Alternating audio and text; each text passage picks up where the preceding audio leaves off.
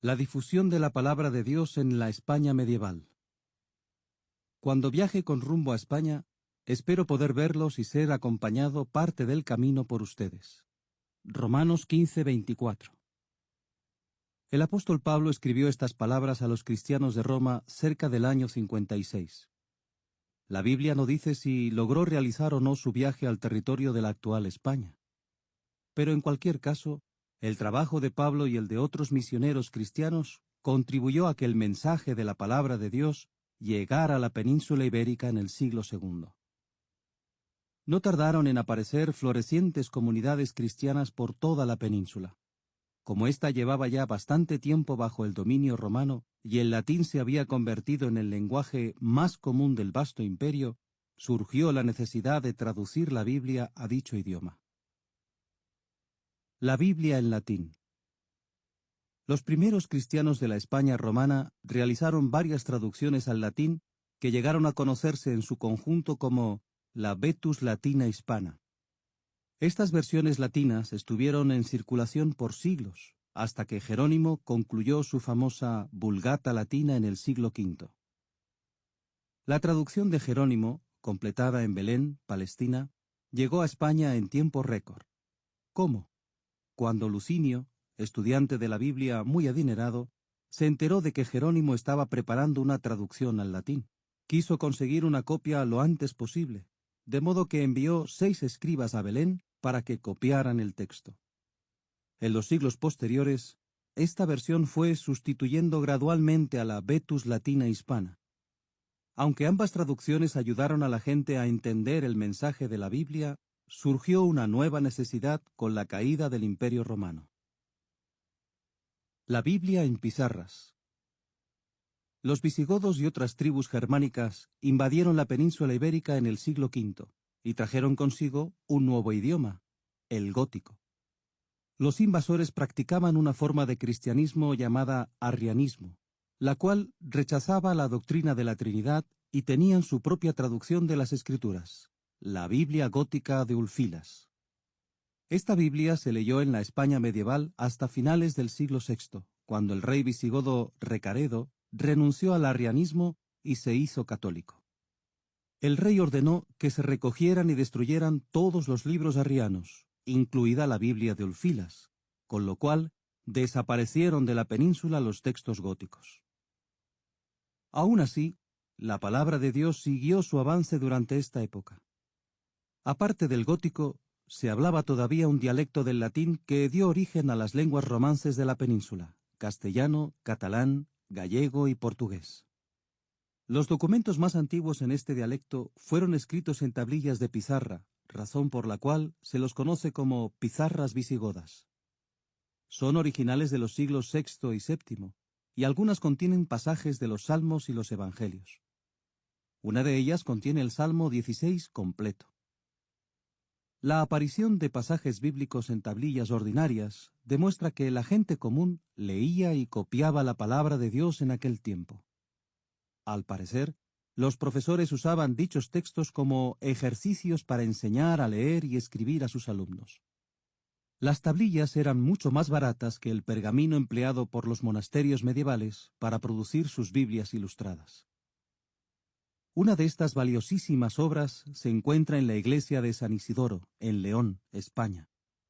Es del año 960. Tiene 516 hojas de unos 47 centímetros, 18,5 pulgadas, por 34 centímetros, 13,5 pulgadas, y pesa unos 18 kilos, 40 libras. Otra de ellas, la Biblia de Ripoll, se encuentra en la Biblioteca del Vaticano, y fue producida cerca del año 1020.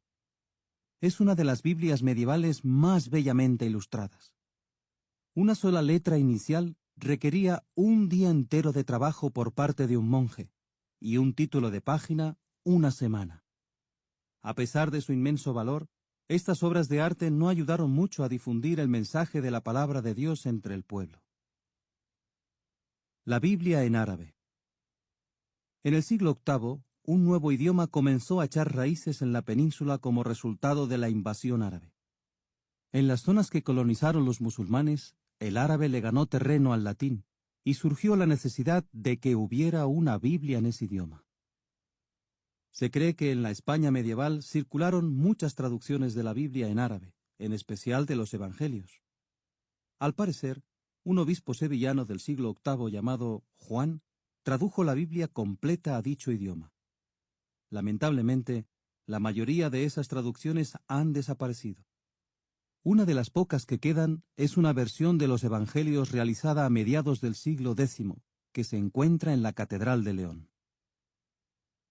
La Biblia en español. Al final de la Edad Media comenzó a tomar forma el castellano o español. Esta nueva lengua estaba destinada a convertirse en una herramienta fundamental para la difusión de la palabra de Dios. La nota a pie de página dice: actualmente hay 540 millones de personas que tienen el español por lengua materna. Fin de la nota. El texto más antiguo en español aparece en la Facienda de Ultramar, Hechos de Ultramar, de principios del siglo XIII. Esta obra contiene el relato de un viaje a Israel e incluye información del Pentateuco y otros libros de las Escrituras hebreas, Antiguo Testamento, así como los Evangelios y las Epístolas. La Iglesia no estaba nada contenta con la labor de traducción. En 1234 el Concilio de Tarragona decretó que todas las Biblias en idiomas vernáculos, propios del país, debían entregarse al obispo local para ser quemadas. Afortunadamente, el decreto no logró detener la traducción de la Biblia. El rey Alfonso X, 1252 a 1284, considerado el padre de la prosa española, quería contar con las escrituras en español y patrocinó su traducción. Entre otras versiones de este periodo se encuentran la llamada Biblia prealfonsina y la Biblia alfonsina, que vio la luz poco después y era la más completa de la época. Ambas obras contribuyeron a la consolidación y enriquecimiento del naciente idioma. Thomas Montgomery, autoridad en la materia, dice lo siguiente sobre la Biblia prealfonsina. El traductor de esta Biblia produjo una obra admirable, tanto por su exactitud como por la belleza de su lenguaje. El lenguaje es sencillo y claro, como era conveniente en una Biblia preparada para el uso de personas no muy doctas en latín. No obstante, estas primeras Biblias en español no se tradujeron a partir de los idiomas originales, sino de la Vulgata latina. A partir del siglo XIV, los biblistas judíos comenzaron a producir diversas versiones españolas de las escrituras hebreas directamente del hebreo. En aquel entonces, España albergaba la mayor comunidad judía de Europa, y los traductores judíos tenían acceso a manuscritos de buena calidad.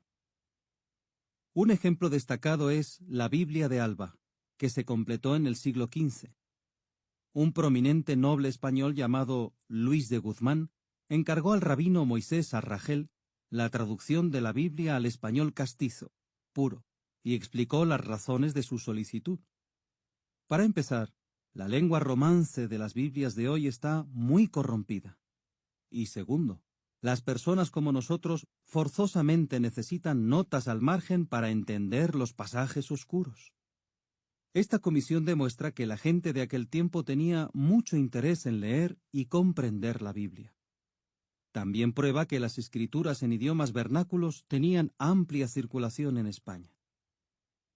Gracias a los traductores y copistas medievales, la gente educada de España podía leer la Biblia en su propio idioma.